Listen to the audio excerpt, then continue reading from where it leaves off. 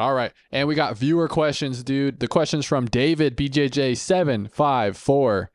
And the question was, is there still chase cards in older previous year products? Me and Damien, this is a really broad topic, so we could kind of branch out here. I'm really interested to see where you took this question. Are there chase cards in older previous year products? What are your thoughts? Yeah, as Zach was just getting at, we took this into two different directions, only talking pre-show about this, about our different answers. The way that I read this question, that's what's so interesting when you get two different people with two different minds reading the same question. I thought that David was asking specifically, are there any chase cards left in any specific products? That's the way that my mind took that question. So the way that I wanted to answer this was by giving a specific example of a specific chase card from a specific product. Now, my mind straight away went to 2009 products. I didn't want to talk about 101s for the obvious reason that you can't really consider that a chase card because of the extremely low chance that you could be pulling one of those cards. So I wanted something with a little bit higher pop, but still has that extreme desirability. And I landed on the 2009 Red Ink Autos. So because they have a population of 25, what I was able to do is, now this is not an exact science because there are going to be copies of that card that aren't graded, but to get a ballpark figure, because of where we are now, people are wanting to get, regardless of the condition of those cards, people are wanting to get them encapsulated. People are wanting to send them to the grading companies. The way that I thought to get a rough estimation of what cards were left in that, I went over to PSA, I went over to Beckett, and I went over to SGC, which I believe, in my own opinion, and from what I've seen just in my time with UFC cards, they are the three biggest companies that people are sending not only any card to, but the bigger cards especially. They are sending them to those three companies. So I went over to the pop reports on those three companies for 2009 Red Ink Autos. And as an example, Anderson Silva, he has 4 with PSA graded in total. He has 4 with BGS totaled, and he has 1 graded with SGC. So that gives us a graded total pop count for 9 for the Red Ink Auto for Anderson Silva. So that means 9 out of potentially 25 have not only been pulled, but they have been graded. Now, if you want to then allow maybe 50% of that for the cards that could be not graded by now, so you'll be adding, let's say add 4 or 5. So you'll be landing on 14-ish cards have maybe in circulation. So it's obviously 14 of 25, you'll be leaving with a rough estimation of 11 cards left, potentially in sealed boxes for that card. Now, you could do that process for yourself at home. If there was a potential product, if there was a potential card that you were maybe wanting to chase, you could then use this same formula, checking the pop reports of those 3 grading companies, allowing a little bit extra for the raw population, and that would give you a rough estimate of, what potentially the cards could be left in sealed products.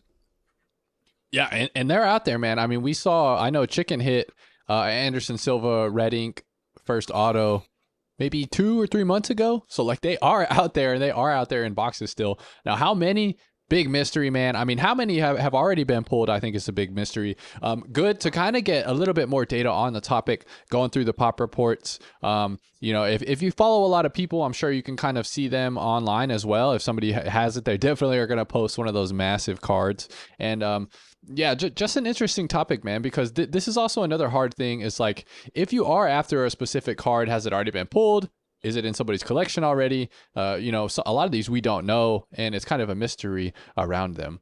For David's question here, man, I kind of took it as real macro. I kind of had a really macro view on it. And I took it as what makes a chase card a chase? When 10 years have gone by, what is considered a chase card? And has that changed from when the product first came out? And I'm very cautious with my buys because, as we look at a lot of these older products in the checklist, we'll see how few hits or chase cards there actually are once time goes by. As we know with these new products, right? The most of the chase cards are going to be rookies. That's the built-in. Every time we have a rookie class, almost always we have a handful of really high-profile people that are very collectible. They could potentially be chase cards. Now, what we know about that from, as we'll check out here in a second, is when we look back, we will see that a lot of these rookies aren't going to pan out and they aren't going to be chase cards anymore. So I kind of wanted to take it as more of like, let's be cautious on what is going to be a chase card long term. So let's look at 2011 Topps Finest, and this is a really nice product too. So like this should put in theory have like a lot of chases. We have Dustin Poirier, true rookie, right? That's definitely a chase. Everybody can agree on that. We got the Jake Shields rookie, Chris Weidman true rookie. For first autos, we got Weidman first auto, and let me go down a little bit here. We got Anthony Pettis. Is that a chase? Like, is that a chase card? I don't know. I'm sure there's some Pettis collectors out there, but definitely not, like a huge card. We got Demetrius Johnson, true rookie. That's definitely a big chase. We got, a bunch of people that are not necessarily big in the sport. So again, all these people could have potentially been chases when this was released. We'll go over to first autos and kind of do the same thing. DP, huge chase card.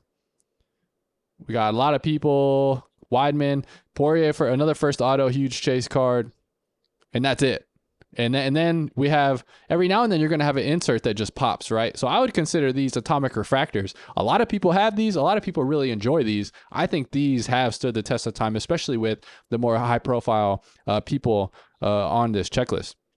But kind of my thought there is just, and my point being, like, we need to be careful with what we consider a chase card and what we are going to spend a lot of money on if we do think it is a chase, because over time, what's going to differentiate these people is going to be their careers and what they did in the sport, right? So just because, all the new rookies come out and you think they're going to be the best, over time, a lot of those are not going to be chase cards. They're not going to be sought after, and they're not necessarily going to be super collectible besides the people that are hardcore fans of them and that's their PC.